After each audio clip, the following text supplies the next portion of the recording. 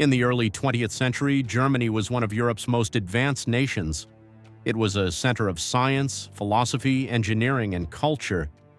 Yet within a few decades, the country would fall under one of history's most destructive dictatorships. The rise of Nazi Germany led to World War II, the Holocaust, and unprecedented devastation across Europe. How did a democratic nation descend into totalitarian rule? What economic, political, and social conditions allowed extremism to gain power? And what lessons can humanity learn from this dark chapter of history? This is the rise and fall of Nazi Germany. Chapter 1. The aftermath of World War I. In 1918, World War I came to an end. Germany emerged defeated. The once powerful German Empire collapsed. Millions of soldiers had been killed or wounded. The economy was in ruins. In 1919, Germany signed the Treaty of Versailles. The treaty imposed harsh penalties. Germany lost territory. Its military was severely restricted. Massive reparations payments were demanded. Many Germans viewed the treaty as humiliating and unfair. Anger and resentment spread throughout the country. The conditions were set for political instability. Chapter 2. The Weimar Republic. Following the war, Germany established a democratic government known as the Weimar Republic. It was Germany's first major experiment with democracy. However, the new government faced enormous challenges. Political extremists on both the left and right threatened stability. Violence became common in the streets. Economic difficulties worsened public frustration. Many Germans blamed the democratic government for the nation's hardships. Trust in political institutions began to erode. Democracy appeared fragile. Chapter 3. Economic collapse. In 1923, Germany experienced one of the worst cases of hyperinflation in modern history. The value of money collapsed. People carried wheelbarrows full of banknotes simply to buy basic necessities. Life savings disappeared overnight. Families struggled to survive. Although economic conditions temporarily improved later in the decade, disaster struck again in 1929.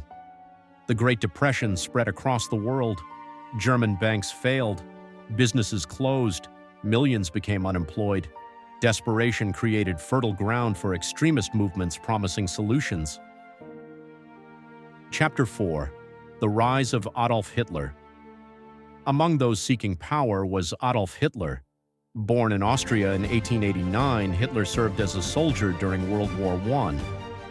After the war, he joined a small political organization known as the German Workers' Party. It would later become the National Socialist German Workers' Party, commonly known as the Nazi Party. Hitler proved to be a powerful speaker. He used emotional speeches to attract supporters. He blamed Germany's problems on the Treaty of Versailles, political opponents, and minority groups. His message appealed to many who felt betrayed and desperate for change. The Nazi Party gradually gained influence. Chapter 5. The Beer Hall Putsch. In 1923, Hitler attempted to seize power through force. The event became known as the Beer Hall Putsch. The coup failed.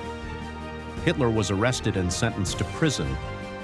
While imprisoned, he wrote Mein Kampf, outlining his political beliefs and future goals. Upon release, Hitler changed his strategy. Instead of pursuing power through violence alone, he sought to achieve it through legal political means. The Nazi Party reorganized and expanded. Its influence continued to grow. Chapter 6. The Great Depression and Political Extremism. The Great Depression transformed German politics. Unemployment soared above 6 million people. Many citizens lost faith in traditional political parties. The Nazi Party promised national renewal. It pledged economic recovery, strong leadership, and restored national pride. Using propaganda, rallies, and organized campaigning, the Nazis attracted increasing support. In elections, their share of the vote expanded rapidly. Political instability made forming effective governments difficult. Germany entered a dangerous period of uncertainty. Chapter 7. Hitler becomes Chancellor. On January 30th, 1933, Adolf Hitler was appointed Chancellor of Germany. Some political leaders believed they could control him. They underestimated his ambitions. Only weeks later, the Reichstag building was destroyed by fire. The government used the crisis to justify emergency measures. Civil liberties were suspended. Political opponents were targeted. The atmosphere of fear intensified. The foundations of democracy began to crumble. The establishment of dictatorship. In March 1933, the Enabling Act granted Hitler extraordinary powers. Parliamentary democracy effectively ended. Political parties were banned. Independent labor unions were dissolved. Opposition leaders were imprisoned. The Nazi regime consolidated control over every aspect of German society. The dictatorship had been established. Germany had transformed from a democracy into a totalitarian state. Chapter 9. Propaganda and Control. The Nazi government relied heavily on propaganda. Joseph Goebbels, Minister of Propaganda, controlled media, film, radio, and public messaging. The regime sought to shape public opinion and suppress dissent. Mass rallies projected images of unity and strength. Education systems promoted Nazi ideology. Youth organizations encouraged loyalty to the state. Independent voices disappeared. Fear and conformity became powerful tools of control. Chapter 10. Persecution and the Holocaust. The Nazi regime implemented policies of discrimination and persecution. Jewish communities faced increasing restrictions. Other groups, including Roma people, people with disabilities, political dissidents, and others, were also targeted. During World War II, Nazi policies escalated into systematic genocide. The Holocaust resulted in the murder of 6 million Jews and millions of other victims. It remains one of the darkest chapters in human history. The consequences of hatred, intolerance, and dehumanization became tragically clear. Chapter 11. The Road to War. The Nazi government pursued aggressive expansionist policies. Military rearmament violated the Treaty of Versailles. Germany annexed neighboring territories. European leaders attempted diplomacy to avoid conflict. However, tensions continued to rise. On September 1st, 1939, Germany invaded Poland. 2 days later, Britain and France declared war. World War II had begun. The conflict would become the deadliest war in human history. Chapter 12. World War II. German forces initially achieved rapid military successes. Large parts of Europe fell under Nazi occupation.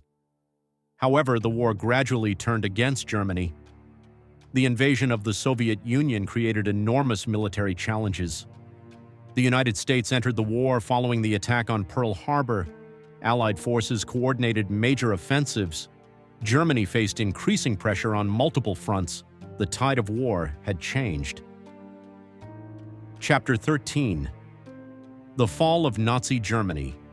By 1945, Allied armies advanced deep into German territory. Cities suffered devastating destruction. Millions of lives had already been lost. In April 1945, Soviet forces entered Berlin. As defeat became inevitable, Adolf Hitler died in his underground bunker. On May 8, 1945, Germany officially surrendered. The war in Europe had ended. Nazi Germany had fallen. The world faced the immense task of rebuilding and seeking justice. Chapter 14. The Nuremberg Trials. Following the war, leading Nazi officials faced prosecution during the Nuremberg trials. The trials established important legal precedents. Individuals could be held accountable for war crimes and crimes against humanity. The international community sought to ensure that such atrocities would never be forgotten. The trials became a milestone in the development of international law. Conclusion: lessons from history. The rise and fall of Nazi Germany remains one of history's most important warnings. Economic hardship, political instability, fear, and propaganda created conditions that allowed extremism to flourish. The consequences were catastrophic. Millions suffered and died. Studying this period is not about glorifying the past. It is about understanding how democratic institutions can weaken, It is about recognizing the dangers of intolerance and authoritarianism, and it is about remembering the victims whose lives were forever changed. History provides lessons. Whether those lessons are learned depends on us, because understanding the past is essential to protecting the future.